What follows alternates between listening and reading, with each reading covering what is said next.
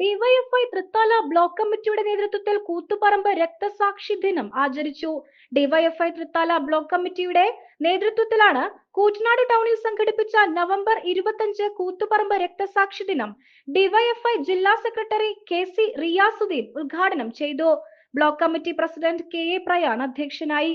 തൃത്താലയുടെ അഭിമാനമായ സന്തോഷ് ട്രോഫി കേരള ടീമിലേക്ക് തെരഞ്ഞെടുക്കപ്പെട്ട ഗോൾ കീപ്പർ മേഴത്തൂർ സ്വദേശി നിയാസിനെ ചടങ്ങിൽ അനുമോദിച്ചു.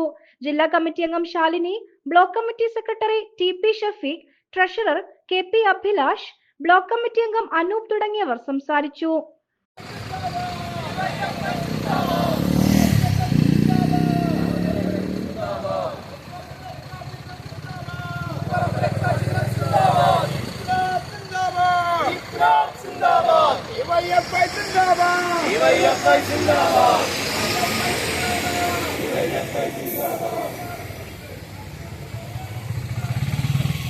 മനുഷ്യന്റെ രാജ്യത്തെ പൗരന്റെ അടിസ്ഥാന അവകാശമായിരിക്കെ പണമുള്ളവർ മാത്രം പഠിച്ചാൽ മതി എന്ന രീതിയിലേക്ക് വിദ്യാഭ്യാസം ഒരു കൊമോഡിറ്റിയായി, ഒരു വാണിജ്യ ഉൽപ്പന്നമായി, ചരക്കായി, വാണിജ്യ ചരക്കായി വിദ്യാഭ്യാസത്തെ മാറ്റുന്നതിനു വേണ്ടിയുള്ള ശ്രമങ്ങൾ നടന്നു.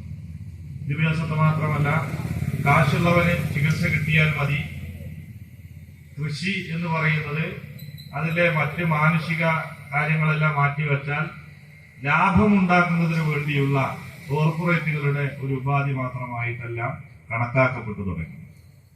ഇപ്പോ ഈ കൂത്തുപറമ്പ് വെടിവെപ്പ് അല്ലെങ്കിൽ സമരം, രക്തസാക്ഷിത്വം എന്നത് കേവലം കേരളത്തിൽ നടന്ന വിദ്യാഭ്യാസ രംഗത്തെ സ്വകാര്യവൽക്കരണത്തിനെതിരായ ഒരു സമര മുന്നേറ്റമായിട്ടല്ല, ഒരുപക്ഷെ സാർവദേശീയ തലത്തിൽ തന്നെ ഇന്ന് ലോകത്താകെ ശക്തിപ്പെട്ടുകൊണ്ടിരിക്കുന്ന വിദ്യാഭ്യാസ രംഗത്തെ വാണിജ്യവൽക്കരണത്തിനെതിരെ, നവ ആഗോളീകരണ നയങ്ങൾക്കെതിരെ ഫ്രാൻസിലും ഇറ്റലിയിലും ഇംഗ്ലണ്ടിലും അമേരിക്കയിലും സ്പെയിനിലും എല്ലാം ഇന്ന് നടന്നുകൊണ്ടിരിക്കുന്ന വലിയ സമരങ്ങളുണ്ട്.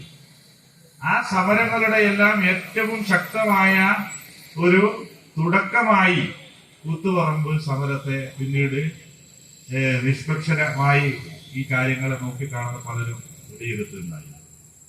പെണ്ണു കൊതിക്കും പെണ്ണിനെ കൊതിപ്പിക്കുന്ന കനക കടകാഭരണങ്ങളുടെ കമനീയ ശേഖരവുമായി പട്ടാമ്പി പട്ടണത്തിന്റെ കനക കൊട്ടാരം Manukas gold and diamonds, Manukas tower railway ഓവർബ്രിഡ്ജിന് സമീപം, മെയിൻ റോഡ്, പട്ടാമ്പി.